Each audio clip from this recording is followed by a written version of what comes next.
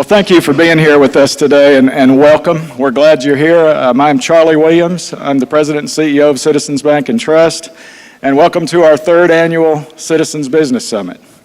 Many of you, I think, have been here before, and during our first two summits, and we appreciate the fact that you've supported us and that you're back with us today. Hopefully, you've taken things away from our summit in the past that you can use in your business and professional life. If you're here with us for the first time today, we welcome you. We put a lot of time and energy in this. It's a fun thing for our bank to do, and I hope you will leave today feeling like this is time well spent with us. We have a busy schedule. We've traditionally had 3 speakers. Today we have 4, so we're going to be quick. I'm going to be quick, and then we'll jump into the program. But I did want to speak a quick minute about why we feel as Citizens Bank and Trust that this is important for us to do.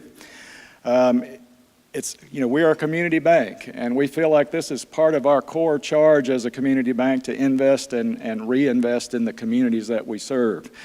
We feel like we need to be a resource beyond just being a place for deposits and loans, but that we can give things back to the community from an educational perspective.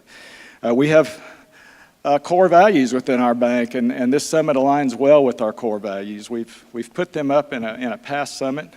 But our first core value is we do the right thing. We have others. We build loyal relationships. We serve our community. We choose to make a difference, and we pursue growth in knowledge. So based on those, we feel like a summit such as this aligns well with what we do as an organization. It's been said many times that in the community bank world that if you grow your community will grow you, and we believe that. Within our organization, we're up to about 115 employees.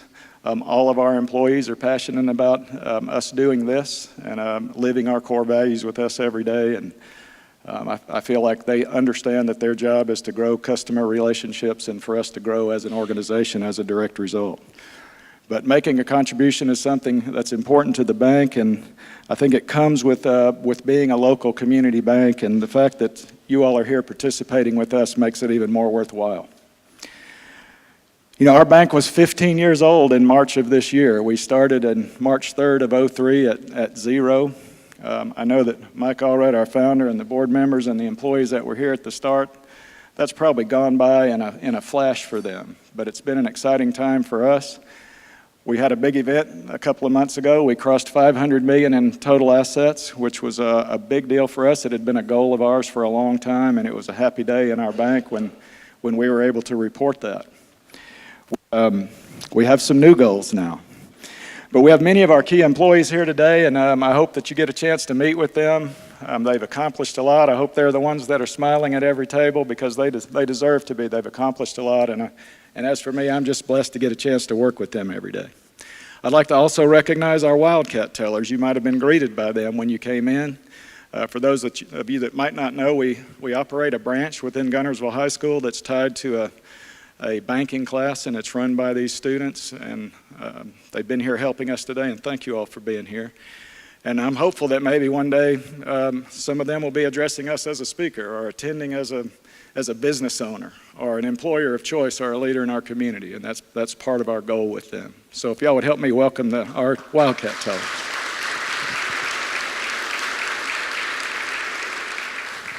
More than anything, just know that we're grateful to have you today. We're looking forward to an exciting day. I'm confident that something that gets said here today will resonate with you and that you can take away and use. So I'm going to just move out of the way and get on and get started. Introduce our first speaker, which will be the Honorable Mayor Tommy Battle from the city of Huntsville, our great neighbor to the north.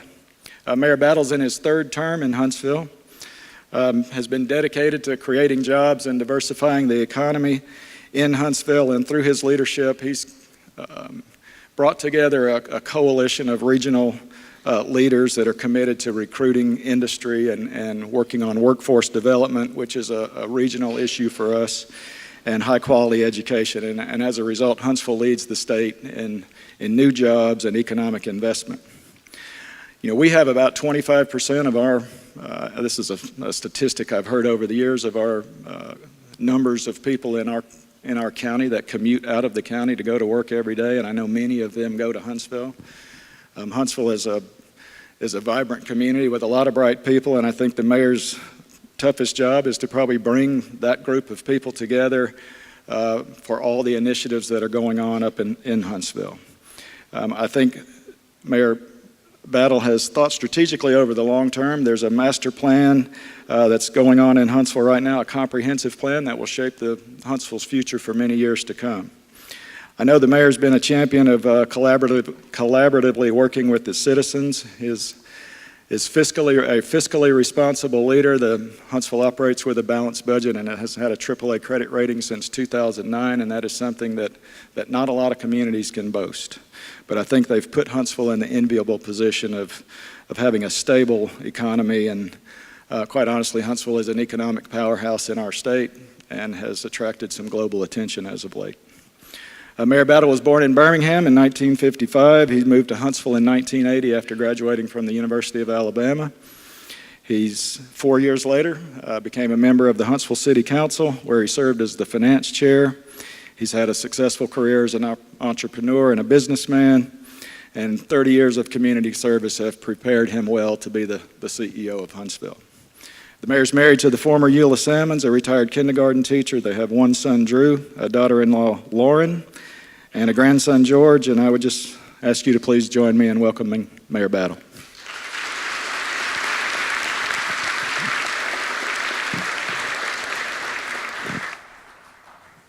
Charlie, thank you.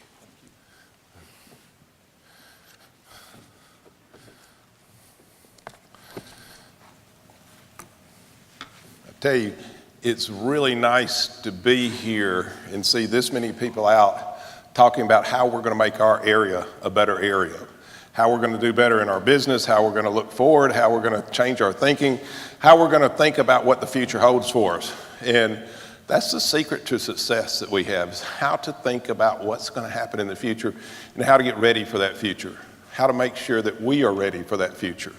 And as you come together today, and I say as we come together today, because we are all part of one region. 110,000 people a day come into the city of Huntsville and work in the city of Huntsville and go out to another community. Many of them come to the Sand Mountain area.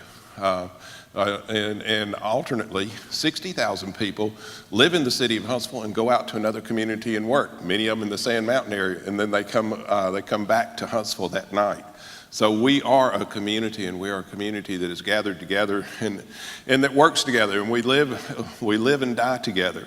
The successes that we have are the successes that you have. The successes that you have are the successes that happen in Huntsville also. So it's very important that we work together, and we work together for the future of our community. I was looking at Mark Eaton's book, and I'm not going to be able to stay for the talk, so Mark, we flipped ahead and we figured out, number one, know your job. Number two, do what you're asked. Number three, make people look good. And I also want to say make people look forward. And number four, protect others. What a great theme. Now start thinking on those themes as he's going to be ready to talk to you in a minute. One of the things that we always talk about is that change is your only constant. And that's what I try to drill into our people day in and day out, our department heads and everybody else. Change is something that we see every day. Everybody who has hair that looks like mine with a little bit of gray, Rich, I see you over there. Everybody who has gray hair in this group, you've seen a lot of change over your years. And you've seen change coming in. Only 12% of the Fortune 500 companies from 1955 are still here. How many remember the names of Eastern Airlines, Compaq, MCI WorldCom, TWA, Enron? Those companies aren't here anymore. And only 12% of the Fortune 500 companies from 1955 are still here. 38.6 million Americans need to change jobs or learn new skills to hold down a job in 2030. Think about this drive that we've got on autonomous driving. We're already doing autonomous driving over in Afghanistan and in Iraq, where we have convoys which are going autonomously without drivers, going from place to place because that way you can't blow something up and kill somebody. But we have autonomous drivers happening today in truck convoys over in Iraq and in Afghanistan. Think about if we turn that autonomous driving here and we start doing the autonomous driving here. The word is that probably in the next 15 years, 25% of your workforce 25% of where you drive will be autonomously. And if you do that, what are we going to do with the truck drivers who are sitting out there right now, driving trucks from place to place? What are we going to do with the Uber drivers? What are we going to do with the taxi drivers, limousine drivers? How are we going to retrain those people to come back in the workforce and be part of our workforce? One small example of how we're going to have to retrain our workforce and retrain them to be able to move in the future. All these plants that we have, advanced manufacturing, you see all the robotics coming in. The robotics mean that you don't have the people moving stuff from here to there, but you also have to have someone who knows how to tune those robotics machines, how to take care of those robotic machines. That's something that we're going to have a changing workforce, and we've got to have the mindset that we will change our workforce as we see the needs become necessary. It took 75 years for the telephone to reach 50 million users. The app, Angry Birds, took 35 days. Now, do you think communication has changed? I was talking to somebody the other day, and we were talking about my uncle ran for governor 50 years ago. I ran for governor 5 months ago and got elected to come back to be a mayor of Huntsville, which I might have won. But I was thinking about that. The changes that they had back in that day, they would have to go 50 years ago in 1958. If they came in to find out what was going on in headquarters, they had to go find a payphone, put a quarter in, or dime back then, had to call in long distance and find out what was going on. We used an iPhone. We were able to talk and stay in constant contact. I was able to go throughout the state and keep my iPad working, and I could answer questions back home on a minute-by-minute basis. Things have really changed in what we've seen. There have been changes in resources. Many of y'all can recognize with this. The agricultural age has been out there in North Alabama. We've seen farms, sun, soil, water. That was how we made our money 50 years ago. A good mule and a horse and a plow. Back in that day, 50 years ago, mom and pop could have a little convenience store. They could run the convenience store. They could send their kids to school, send them to college, and they'd come out ready to go into the new workforce. Today, mom and pop can't run a convenience store because you got to have an environmental engineer, you got to have an accountant, you got to have a lawyer, you got to have everything else, so you've got to have a chain of convenience stores to run. So things have changed. We've had changes in resources. We've had changes in our industrial resources also. We've gone from an industrial age where we had factories. Many of you remember in Birmingham, U.S. Steel, U.S. Pipe. I know Will's family was part of that. Woodward Iron and Coke. Our fuel was steam and electricity. They didn't have anything called solar power, wind power. We were just starting into the nuclear age. Things have changed. And a strong back and rote skills. It's kind of interesting that back in 1968, the life expectancy was 66 years. Today, in 2018, our life expectancy is 75 years. So we've gained 9 years over that period. And I would argue that some of it is because the strong back and the rote skills are not as necessary today as they were in the early days. And then we're into an information age. We look at the information age, the 1980s onward. Our offices have greater productivity. Our electricity and our computers and connectivity. Now, how many remember your first computer here? Many of you will remember 1982, I borrowed $5,000 from the bank to buy an Eagle PC. And an Eagle PC had a payroll module on it. And I was in the restaurant business at the time, and we paid every Wednesday. We paid on Thursday, and I had to do the payroll every Wednesday, and it was a weekly thing. And you have to write down everybody's name. I had 50 employees. Write down everybody's name, put down their wages, put down their hours, figure out their SUI, FICA, figure state taxes and their federal taxes. And then you had to equal it out on the end. And then you had to run your columns all the way down, 50 numbers. You had to run them down, and then you had to run them across to make sure that they equaled out. And I was always 2 cents short somewhere. So I went and did what a good manager would more normally do. I went to my salary and I moved it by 2 cents. And when I moved it by 2 cents, it equaled out. But the funny thing was that took me 4 hours. Once that Eagle PC came in, we got it set up. It was a 20-minute process to run your payroll. Wow, I thought I was on top of the world. 1988, I ran for mayor and I got elected to go back to the private sector. And when I ran for mayor in Huntsville in 1988, we had an IBM Selectric typewriter, and I got one that had memory on it. And I thought, man, I'm at cutting edge right here. We wanted to write people letters and be able to put their name at the top of it, not just say, dear member, dear friend, dear this. We want to put their name and personalize it. And so we do that. Then we hit a button, it'd go, and it would shoot out a letter that was personalized. And look at what we do now. We do that in 20 minutes to 10,000 letters. Things are changing. Our past is the 1980s to the 1940s. And we had an economy that was stuck on lots of other things. Today, 1941 to today, we've had change. And I hadn't told you anything that you didn't already know, but I wanted to emphasize to you that we've had change. And change is the thing that we all have to recognize and we all have to stay ahead of, because change is what takes us into the present. Our economy in Huntsville today is an economy focused on aerospace, defense, IT, biotech, and advanced manufacturing. That's change. Changes us from the days when we were the watercress capital of the world.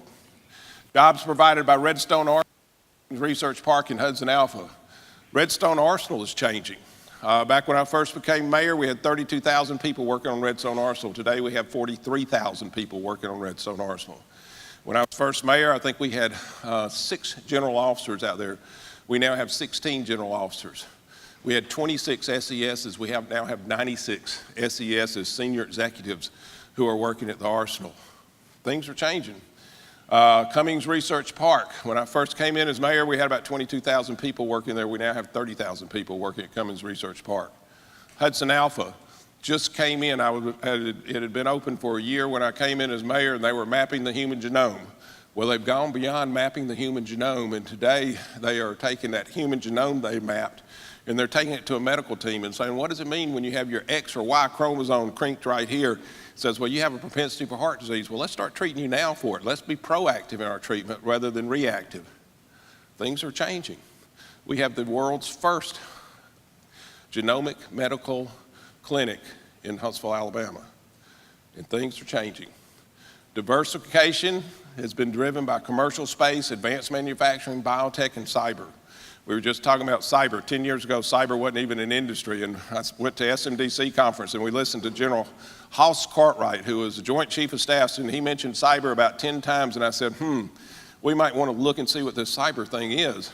Today, it's a multi-billion-dollar industry, and it gets down to what is acceptable risk. I could spend my whole budget on cyber in the city of Huntsville, and next year I'd have to spend the whole budget again because the threats change. And I have to figure out what is the acceptable risk. And so now there's even an industry where somebody comes in and they value your risk. What a change. Things are changing, and things are changing a lot from 1941 to today. When we start looking at all that, we can always say, and I tell our people, we're good for the next 5, 10 years in Huntsville. We have pretty much set ourselves up that we're going to be a success for the next 5, 10 years. But what happens in 15 years, 20 years, 25 years, 30 years from now? What happens in the future? What are we going to set ourselves up for in the future so that we can be the same success tomorrow that we are today? Things that set up our future growth. Roads, I-65, I-10, I-565, I-59, I-20. If we don't have an infrastructure that can uphold ourselves, our state can't continue to grow. And if our state can't continue to grow, some of that may even be in South Alabama, but that still affects us. How many of us have been down I-65 lately and got caught up just because it got over capacity? I have, a bunch. And when we were running for governor, I was up and down there all the time. And I tell you what, I'm glad to be here now, not in that car. But I will tell you something. You know, if we don't have the infrastructure, we can't continue to grow. Mobile is dredging the port right now, and they're dredging the port so they can take bigger containerized loads off of bigger ships. Every one of those containers is going to go on an 18-wheeler, and it's going to come straight up I-65. Mobile has just opened 2 distribution centers, Amazon Distribution Center and Walmart Distribution Center for foreign sales. Both of those distribution centers are going to be running trucks, 18-wheelers, straight either on I-10 or straight up I-65. And so if we think we have congestion today, look at what we have tomorrow. If we don't start today, we end up imploding on ourselves because we outgrow our infrastructure. Our personal roads, our internal roads. If we don't have an internal road system that can get our 65,000 people from Huntsville over to here to be able to work and get them back again, we implode on ourselves. That's part of the future. That's part of setting up for the future. That's the infrastructure that we've got to set up. The internet, we were just talking earlier about the internet. When we start talking about fiber to the home, that is something that produces a shadow economy for every community that it happens to. We committed to fiber to the home 2 years ago. We're about a year away from completing that. And when we get finished, what it does, it gives you a shadow economy. We have 3 people right now who are working for Disney World in Orlando. And they work as a team. They put together their projects. They send it down. They look at it in Orlando. They ship it back to them. They work on it, ship it back. But at the end of every month, they get a check from Disney World in Orlando. And that check is spent in Huntsville, Alabama, becomes part of our economy. I have another man that I ran across, and he said, I work for the city of San Francisco in traffic engineering. I said, you do? You're a little bit far from San Francisco. He said, well, no, I do CAD/CAM drawings. I send them out. They mark them up. I send them back. I do them. And said, and they send me a check every month. And that check is spent in Huntsville, Alabama.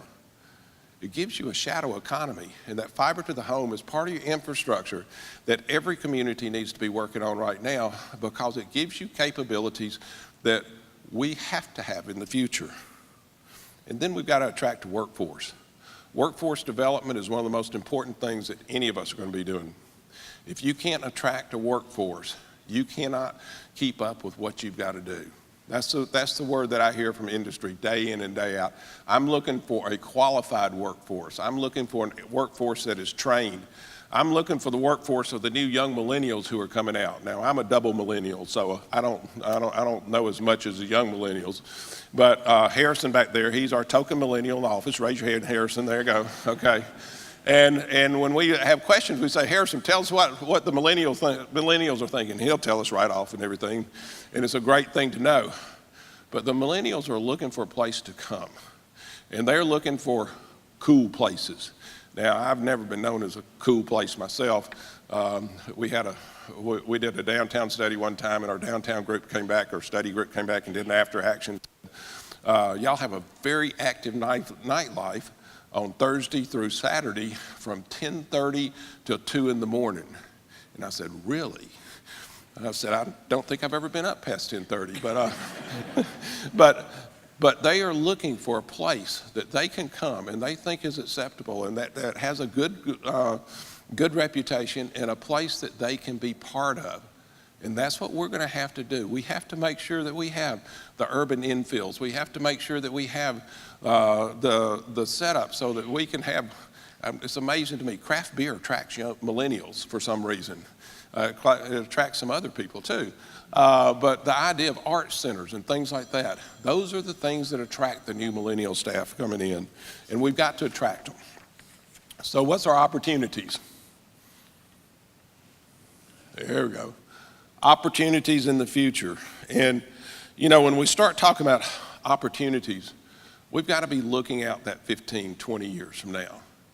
10 years, 15, 20 years. Where are we going to go and what are we going to do? In our area, we see Hudson Alpha as a leader in genomic sequencing, but we also see partnerships in the medical field. Partnerships in the medical field. There's an I-65 medical corridor that goes from Mobile at USA, goes to Birmingham with UAB, comes to Huntsville when we start talking about Hudson Alpha, goes to Nashville, which is a predominantly a medical field, has a huge medical field there, goes all the way up to Louisville.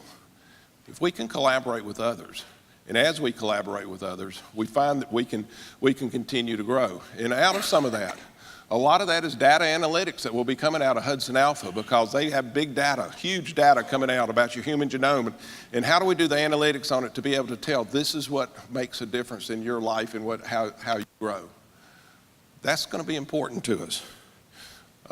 We're building off of our strengths, and I think that's one of the things we all have to realize. We build from what is successful. We take from what is successful and grow from it. Mazda Toyota is going to be starting to produce cars in 2021 They will have 4,000 employees, and they won't be 4,000 Toyota employees and Mazda employees. They will be Mazda Toyota employees. And that car plant will be producing 750,000 cars a year. And as they start doing that, we start looking, how can we grow off of that? How can we grow with Tier 1 and Tier 2 automotive plants? Birmingham just had Chemtech come in, 1,100 workers, and it's a Tier 1 automotive plant. Y'all have had over in this area, who was it, Lee? You were telling me about TNS Technology and Boaz just had a second-tier automotive coming in. Pell City has had a second-tier automotive come in. As we look across the board, the second-tier automotives bring in 1,100, 500 employees, each one of them. Jasper just had two plants locate there. And as we start bringing those in, you wonder what's the shelf life off of having a plant come in, and how long do we keep having suppliers set up around them? Well, in Indiana, when Toyota came in, 20 years later, they're still having first and second tier automotives coming in. Opportunity. That's our opportunity in the future.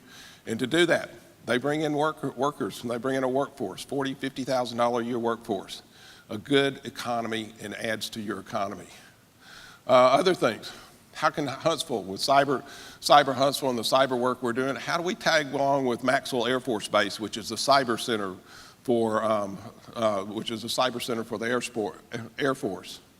How do we make sure that we can train the experts in cybersecurity? And how do we tie in with Auburn and USA, University of South Alabama, and Tuscaloosa, and UAH, and make sure that we have the cyber people coming out?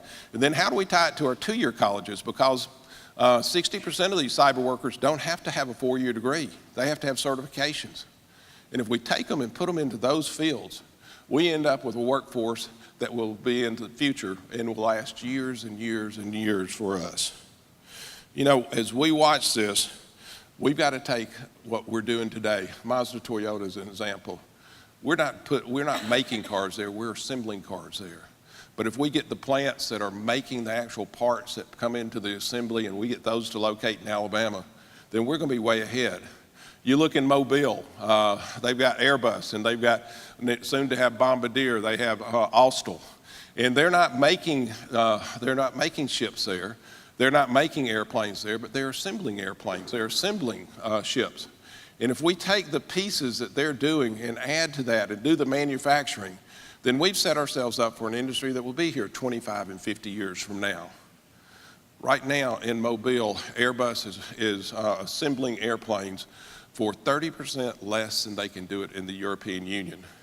Now, that's so bad that they tell the managers of Airbus from Mobile when they go to the European Union, don't be mentioning that a whole lot. But that's got to be something that comes home and has a telling tale about what we can do in America versus what's being done in the European Union. And if we can start, instead of putting together a fuselage and 2 wings and a nose piece and a tail piece, and we can start producing those tail pieces and those wings and those fuselages here, then we add to the economy of Alabama, we add to the workforce of Alabama, and quite frankly, we save them 30% on labor cost. That is something we've got to look for, and we've got to look for in the future. You know, as we look and we try to future-proof Alabama, how do we make sure that we future-proof ourselves? We've got to look at buzzwords, and they're buzzwords for the future. Advanced manufacturing.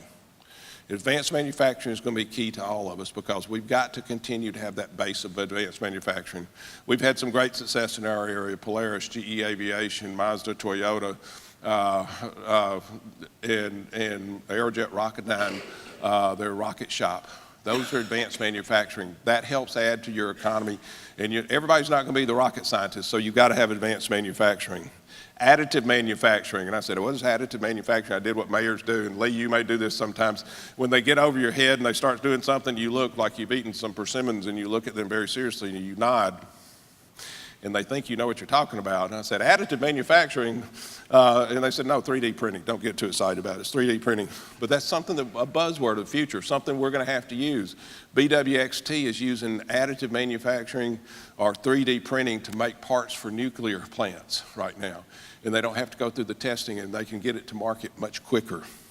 Other words that came out of the latest SMDC conference: hypersonic, directed energy, cyber, blockchain.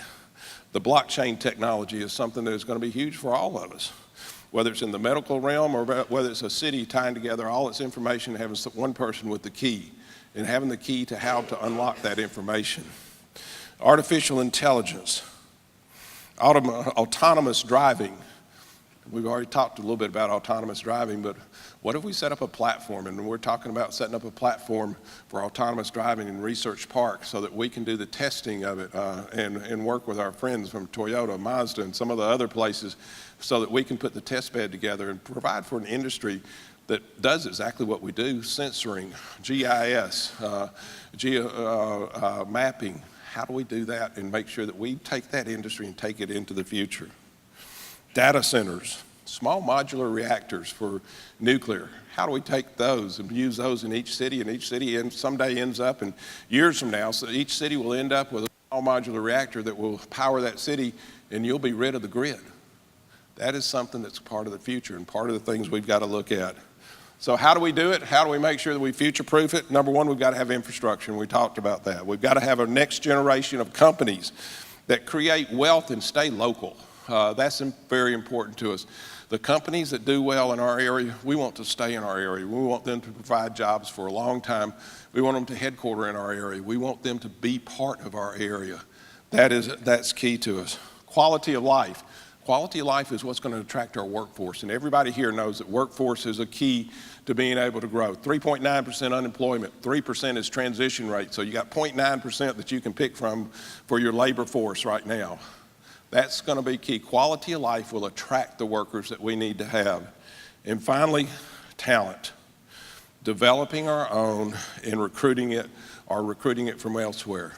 Part of the things that we do to develop our own is we have about 15 groups in Huntsville that work on, that are entrepreneur groups and everything. One of them is Urban Engine.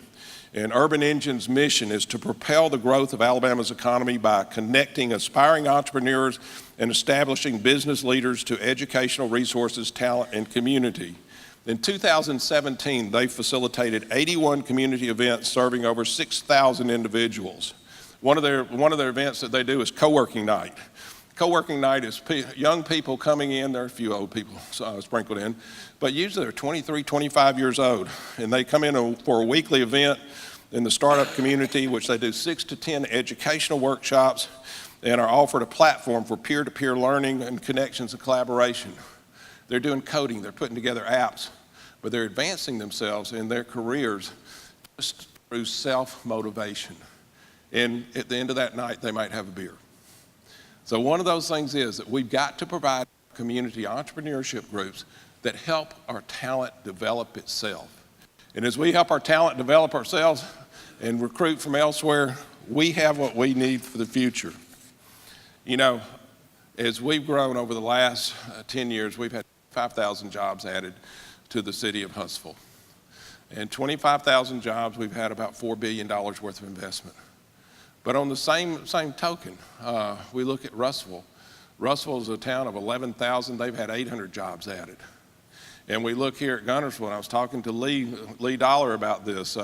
You're a town of 8,000, and you had over 1,000 added in just one announcement, one job announcement added. You know, a rising tide floats all ships. As our tide rises, we all rise. As your tide rises, as you improve, we all improve. And we're all in this thing together. We're all part of the North Alabama economy. We're all part of the North Alabama. And this North Alabama economy, we can be blessed that we're sitting right here because we have opportunity to do great, great things. And I think that we have the opportunity for the next 5 years. For the next 10 years, I think we're probably taken care of because we've all done our homework and we've done our infrastructure. But we got to work on the things that have to be in place in 10 years so that we can be a success 15, 20, 25, 30 years from now. We've got to look to the future. And we know that future involves change. Change is your only constant. Keep up with that change. Keep ahead of that change, and we'll all be a success in the future. Thank you for having me out today.